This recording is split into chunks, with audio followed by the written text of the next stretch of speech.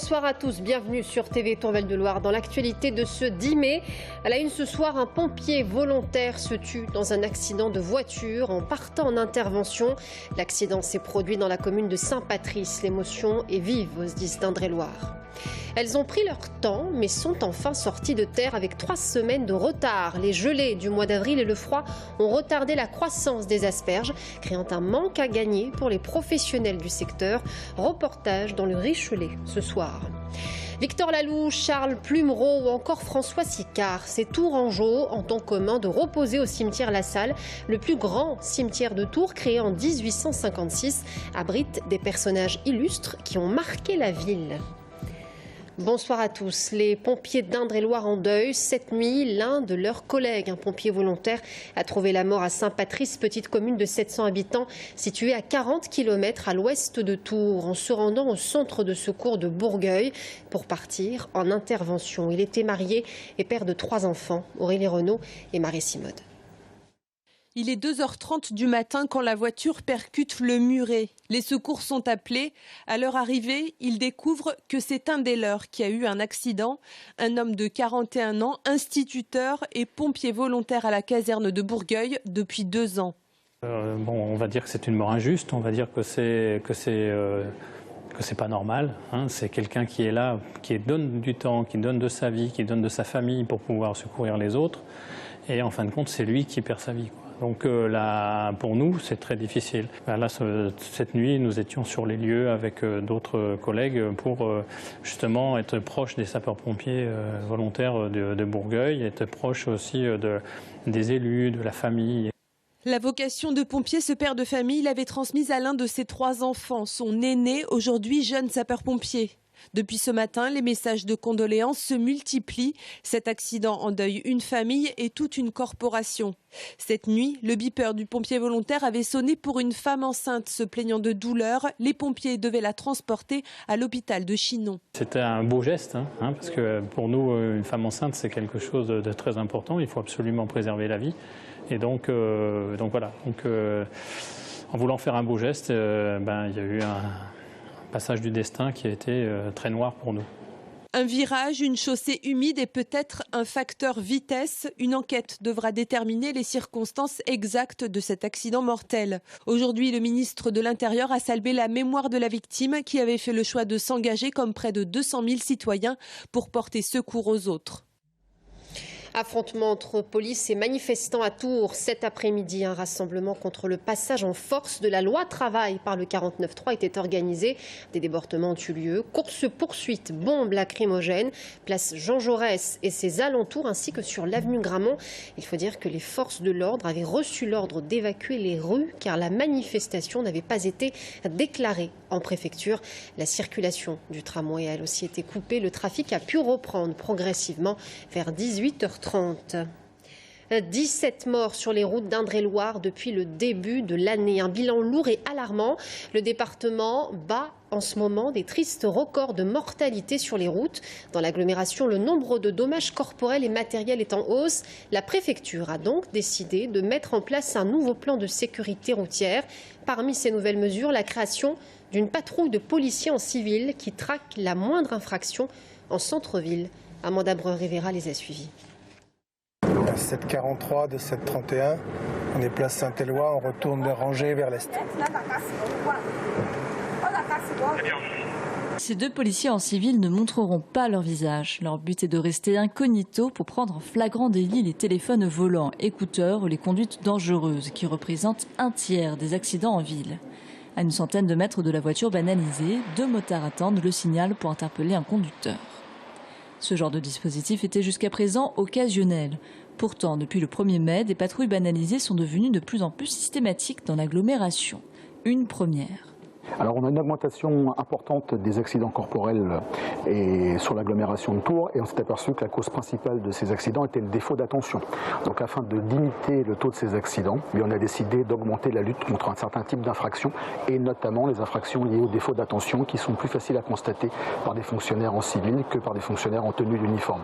Même si les automobilistes qui seront verbalisés seront interceptés par des fonctionnaires en tenue.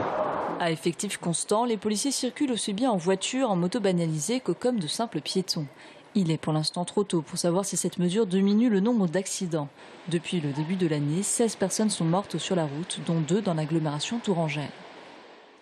Une bagarre a éclaté hier soir entre une dizaine de forains alcoolisés sur le site de la foire de Tours qui se tient à Rochepinard. La police municipale puis la police nationale appelée en renfort se sont rapidement rendus sur les lieux. L'un des policiers présents a été blessé. Plusieurs points de suture lui auraient été posés. L'auteur des faits a été identifié. Politique à présent, passe d'armes hier soir lors du conseil municipal de Tours. Le financement du 1700e anniversaire de la naissance de Saint-Martin fait encore et toujours débat. En effet, l'année martinienne pourrait coûter 1,5 million d'euros en comptant l'aide de Tours Plus, un événement qui doit participer au rayonnement de la ville, selon Christophe Boucher, l'adjoint au tourisme. Une somme trop élevée, selon Pierre Commandeur. L'élu d'opposition a ainsi reproché à la majorité de ne pas investir suffisamment dans les projets associatifs.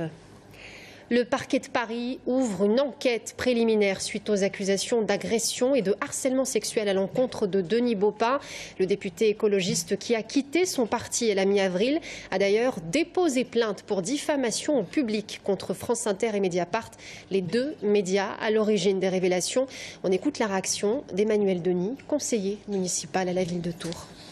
C'est vraiment un événement qui se passe très loin de nous. C'est un problème de mœurs, comme malheureusement on en rencontre voilà, souvent. Ça touche notre parti aujourd'hui, bien qu'il ait quitté le parti il y a quelques temps. Donc c'est vraiment dommage. C'est surtout dommage pour tous ces militants qui voudraient plutôt qu'on parle de leurs idées, plutôt que de ces histoires de mœurs qui sont totalement condamnables et que nous condamnons. Les asperges sortent de terre avec 3 semaines de retard. Le froid et les gelées tardives ont ralenti leur croissance. Résultat, 40% de marchandises en moins par rapport à l'an dernier. Un manque à gagner pour les professionnels du secteur. On part à la rencontre d'un producteur dans le Richelet, Alexandra Vives. Elles sont habituellement dans nos assiettes pour Pâques. Cette année, ce sera plutôt pour la Pentecôte. Les asperges accusent un gros retard de 2 à 3 semaines, la faute à une météo capricieuse. Et au jour d'aujourd'hui, environ 40% de marchandises en moins, toujours vraiment à cause du froid cumulé le mois de mars et avril, quoi. Une partie de la production a notamment souffert des gelées tardives de début mai.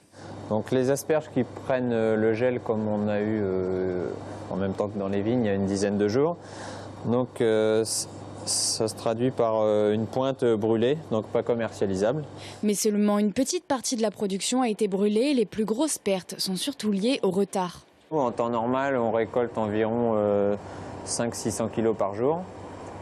Et au mois d'avril, là, on était plutôt à 250-300 kg. Mi-juin, la saison se trouvera terminée dans tous les cas. Donc si on n'a pas rattrapé le retard, économiquement, il y aura forcément un manque à gagner par rapport aux autres années. Heureusement, le froid a altéré seulement la quantité, mais la qualité est bien au rendez-vous. La qualité, elle est liée à la pointe. Il faut qu'elle soit bien fermée, qu'elle soit droite, bien régulière, qu'elle ne soit pas rouillée. C'est la belle marchandise, ouais. Pour compenser un peu les pertes, le prix au kilo de l'asperge a augmenté d'environ 1 € par rapport à l'année dernière. Victor Laloux, Charles Plumereau ou encore François Sicard, 3 Tourangeaux qui ont en commun d'avoir marqué la ville de Tours et d'être enterrés au cimetière La Salle, créé en 1856. Le plus grand cimetière de Tours abrite 25 000 concessions. Parmi elles, de nombreux personnages illustres, Romain Delville et Lola Loubet.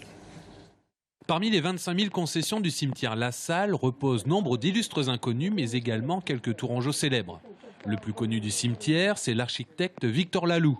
Mort en 1937, il avait lui-même dessiné sa sépulture. En 2 mots, c'est vraiment du Victor Laloux. En fait, voilà. C'est-à-dire qu'en fait, on retrouve les caractéristiques stylistiques que Laloux a travaillé notamment à la gare ou sur le site de l'Hôtel de Ville, avec une monumentalité, une exagération des formes. La tombe de Laloux associe l'intérêt historique du personnage et la qualité architecturale du monument. C'est le monument, l'un des monuments les plus développés. Et puis le personnage est quand même de portée nationale. Donc on pourrait dire effectivement que ça serait en tout cas l'un des monuments les plus représentatifs ou les plus connus du cimetière communal La Salle. Des familles d'entrepreneurs, des militaires, des compagnons du devoir, des maires de la ville comme Jean Meunier ou Jean Royer. Au total, une quarantaine de tombes remarquables sont répertoriées par la ville. sur 200, nous avons fait une sélection de personnages plutôt remarquables, mais c'est qu'un premier dépliant et j'espère en avoir d'autres, pourquoi pas avec des thématiques, avec des chemins aussi, un cheminement en fonction des maires, en fonction des professions. À noter parmi les 40 tourangeaux illustres, une tourangelle, Jeanne Deshaies, mère des Compagnons du Devoir au XIXe siècle. À suivre, une course de 5 km très colorée. La Picolore est un événement qui fait le tour du monde depuis quelques années. Le 5 juin, le phénomène en couleur arrive en Touraine. Je vous en dis plus dans quelques instants.